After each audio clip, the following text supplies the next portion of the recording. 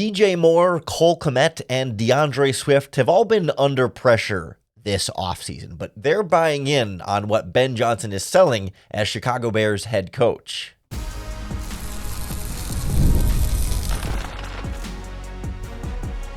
You are Locked On Bears, your daily Chicago Bears podcast. Part of the Locked On Podcast Network, your team every day. This is Locked On Bears, and I'm your host, Lauren Cox. I'm here to bring you your daily, in-depth Chicago Bears news and analysis.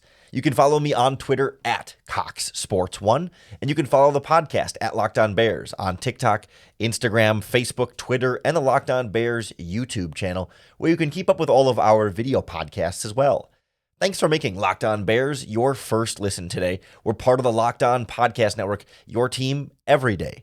Today's episode is brought to you by FanDuel Sportsbook. Right now, new customers can get $200 in bonus bets when your first $5 bet wins. Visit FanDuel.com to get started. On the show today, we're bringing you the latest from Chicago Bears mandatory minicamp, where we learn more about how DJ Moore is adapting to Ben Johnson's offense and how they're working on his body language as a key area of improvement this offseason. We'll also hear Cole Kmet's thoughts on the Bears drafting his competition and then maybe eventual replacement in Colston Loveland, and how he's navigating that relationship and trying to be the most dynamic two tight end package in the NFL. And finally, we'll turn our attention to D'Andre Swift, who I think is kind of under the microscope right now in a way that other players are not. And we'll hear from Ben Johnson about the things they want to see the running back work on. One quick scheduling note for you as we get to this slower part of the offseason. Locked On Bears is not going to be a full 5 days a week until we get closer to training camp. So we're going to give you 4 this week, one more coming out tomorrow, but we'll have Friday off this week, and then we'll probably be 3 a week from here on out, trying to stick to like a Monday, Tuesday, Thursday schedule here. Maybe even Monday, Tuesday, Wednesday, we'll see. But we'll definitely start your week off with Locked On Bears each and every week and slow down a little bit as the weeks go on. But the Bears are still practicing, so we're still fully locked in and locked on your Chicago Bears. But the more interesting story, I think, coming out of the first day of mandatory minicamps is not so much what happened on the field, but how they're working adjacent to the field with DJ Moore. It's not really off the field when we talk about body language, but we heard last week Ben Johnson and Caleb Williams talking about working on the quarterback's body language and how, maybe hanging his head or his shoulders, feeling dejected sometimes last season when he's getting sacked 60 plus times and losing a bunch of games and firing the coach. All valid reasons to have poor body language, but still something Ben Johnson wants to correct early. And we've been kind of lingering of like, hey, DJ Moore had some real body language question marks and concerns here. Are they addressing that? And Ben Johnson said, yeah, they're addressing it with every player. But we got to hear from DJ Moore specifically on that situation and that conversation for him, and how, he follows this up by saying, he's all bought in and willing to do everything the coaching staff asks for him. But here's how DJ Moore, in his own way, very different style of personality DJ Moore is. It describes the body language situation. We asked Coach Johnson last week about what he has said to you about body language. Mm-hmm. How would you describe the discussions you guys had about it? Just don't do it. Just keep it inside. We talk about it later, and just don't put it on film. Don't put it on TV, so you guys can't run with it. So that's how it is. How does that show up during the spring, though, when there aren't games, there aren't cameras and all of that? Like, how is body language being emphasized in the practice field? Be honest right now, and then we ain't going to talk about it. I did it once, and then we nipped it in the butt, and it's never happened again. How was it nipped in the butt?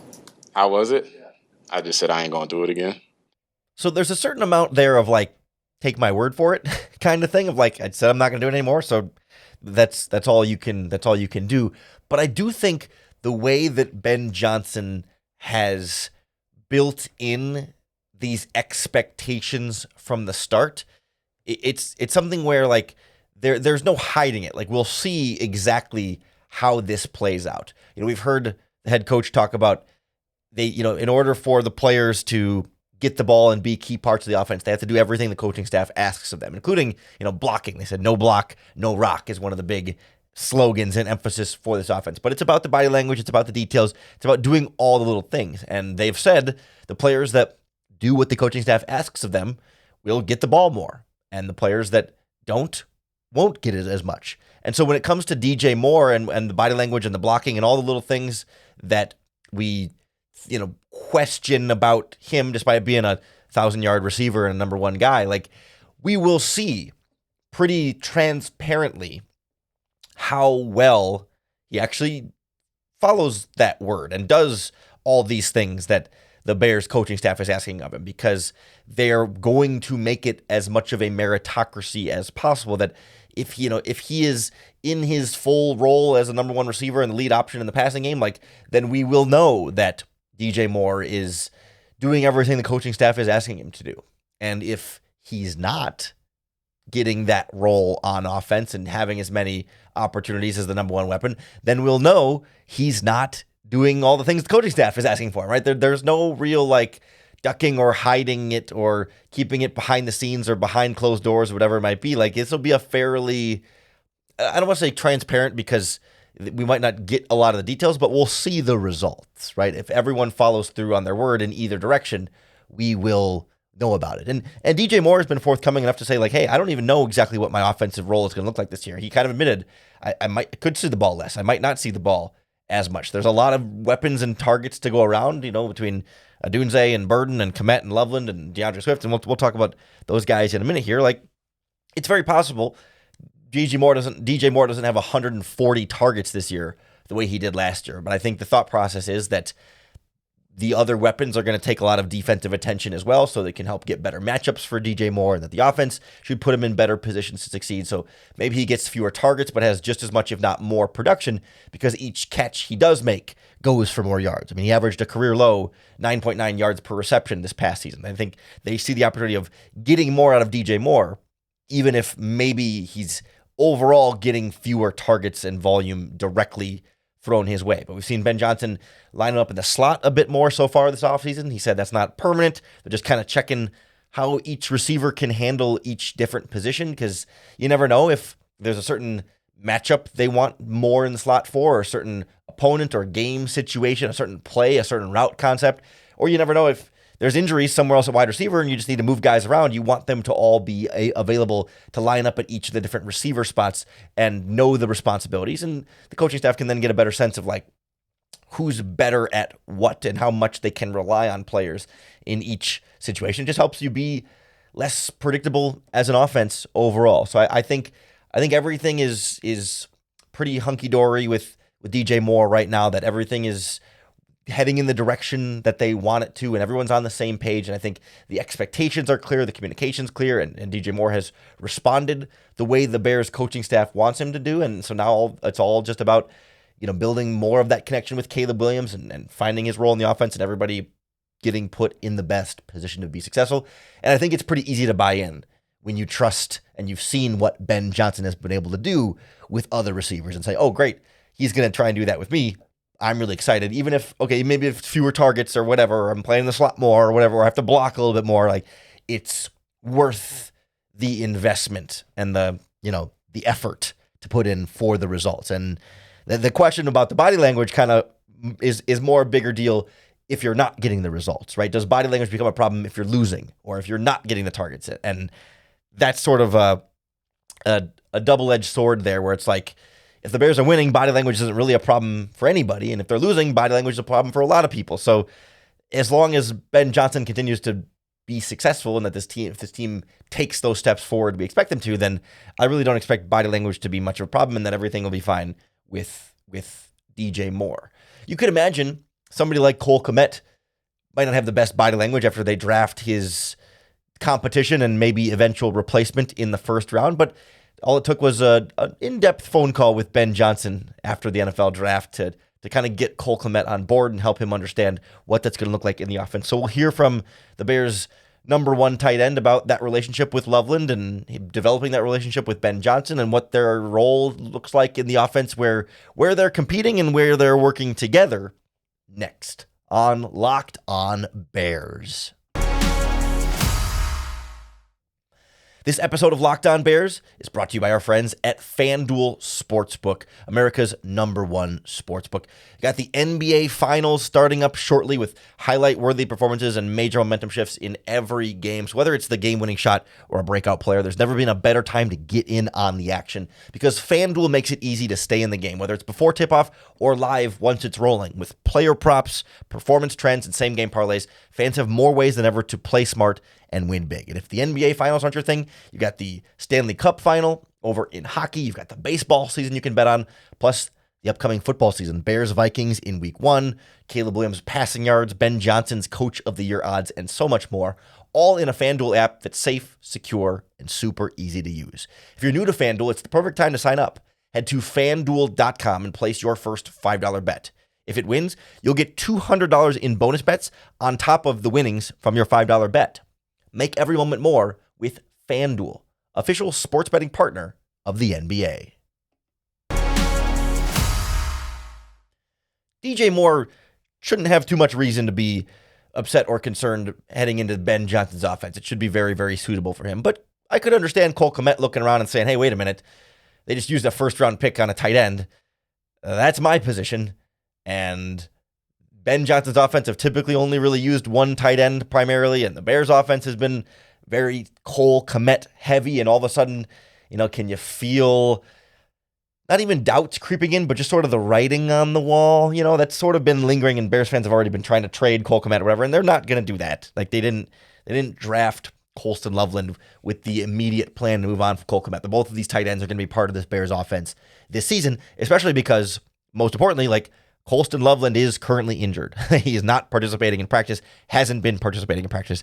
For all intents and purposes right now, it's still just Cole Kmet. Eventually that will change, and that will do some important things for this Bears offense. But I think it wasn't hard for Ben Johnson to eventually bring Cole Kmet in on this, and it was smart of the head coach to really be proactive in saying they drafted Colston Loveland and then getting Cole Kmet on the phone and saying, hey, this is why we drafted Colston Loveland. Here's how this is going to go with the two of you, right? Because it's not, hey, we just drafted Colston Loveland, pack your bags, buddy, we're shipping you off to the Steelers or whatever team they would trade him for. Obviously, that wasn't the plan, and that's not how the head coach would do it. But I think there is a real selling point here for Cole Kmet that, yes, I think he's smart enough to know that drafting Loveland means Kmet probably isn't going to finish his current contract with the Chicago Bears, that sooner rather than later, but not right away, Kmet is likely headed elsewhere in the short-term future here, in the medium-term future. But at the same time, he knows it's an opportunity to still maximize his own production and be the best tight end he can be in the Bears offense and try and win as many games as he can in the Bears offense. And I think he's taken a good perspective on how he's approaching this for himself.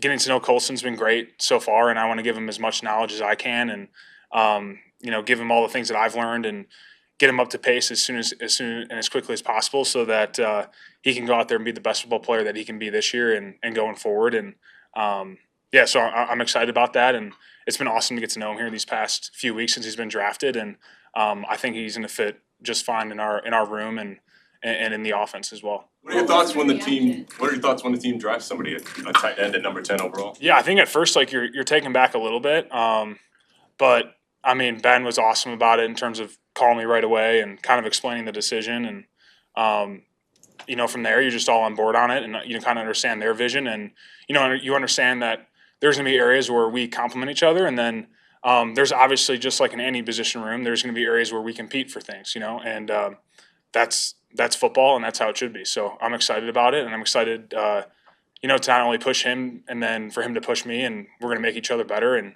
I think the goal with it is to, become the best 12 tandem in the league and see where we can take it from there. Can you share at all what Ben's message was to you in that call? Yeah, well, I think just reassuring me of, where I stood in their eyes and things like that. And, we kind of had talked at length more about it later, and kind of keep those things private. But I felt good about leaving the conversation. And, I think whenever you meet somebody for the first time, you don't, still getting to know Ben. And, I don't know where he stands on me. And quite frankly, I don't know where I stand with him, at that point, because you're just meeting somebody. And I think those are healthy conversations to have. And, So you just kind of understand their vision and their expectations for you as a player, and because it's hard to come into work every day when you don't know your set expectations. And I think having those conversations kind of clear the air a little bit.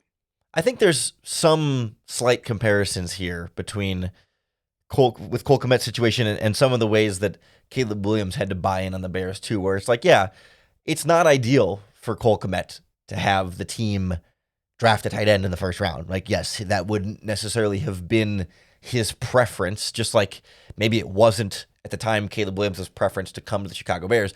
But once the thing happens and you can't do anything about it at this point, you just have to embrace it and lean into it and say, how can I make the most out of this situation? How can I still maximize my own ability and win football games and achieve all the things you want to achieve on your own here, right? It's not what you would prefer, but you can say, okay, well, last year Cole Kmet played more snaps than any tight end in the NFL in the regular season. Maybe he would benefit from playing a little bit less, being a little bit more fresh. Like, not to say that his endurance or his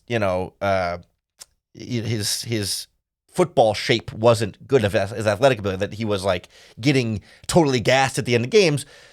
But nonetheless, I think there's an optimal amount of snaps or an optimal amount of breaks you might be able to give him over the course of the game to keep his legs fresher, so that he can run 1% faster or block 1% better, whatever little advantage he might be able to find. Now, realistically, Colston Loveland is probably going to play a significant enough snaps that it's not just giving Cole Kmet a break, but it's actually eating into his opportunities to succeed and perform at the highest level that he possibly can.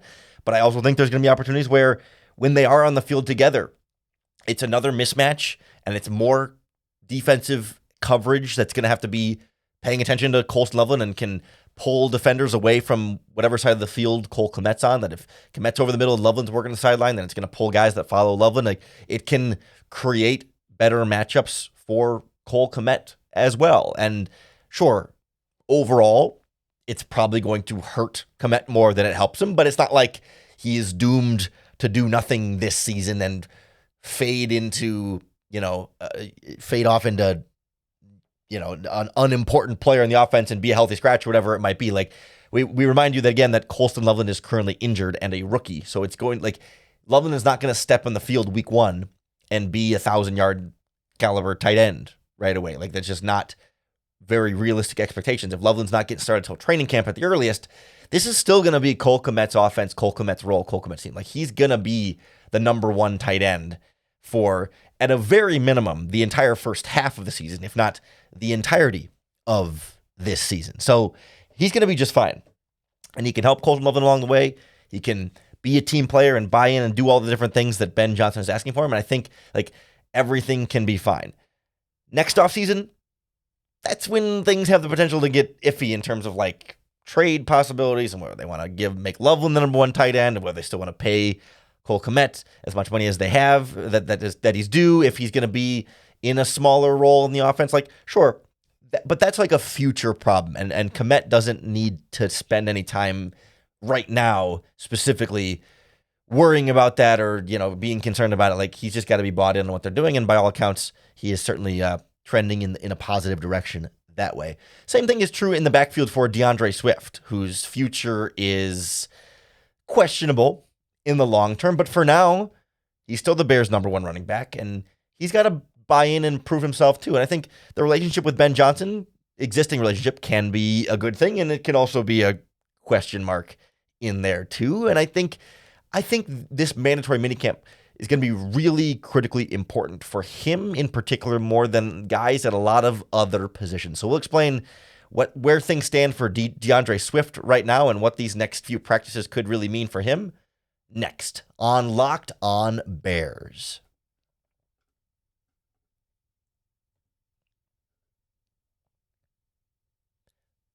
D'Andre Swift has maybe felt the most pressure of the offseason Bears fan speculation rumors, right? Like, I don't think there was ever really any legs. Like, the Bears are not going to trade DJ Moore right now, even if they drafted Loveland. Like, they're not going to trade Cole Kmet right now. Like, those guys are both Chicago Bears and are going to be the number one players at their positions to start the season.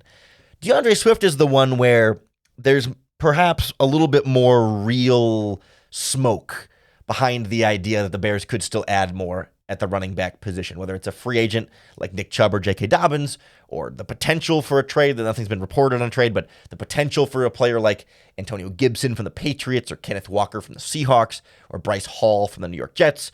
Like, that's more of a real threat to D'Andre Swift than any of the potential future threats for DJ Moore or Cole Kmet.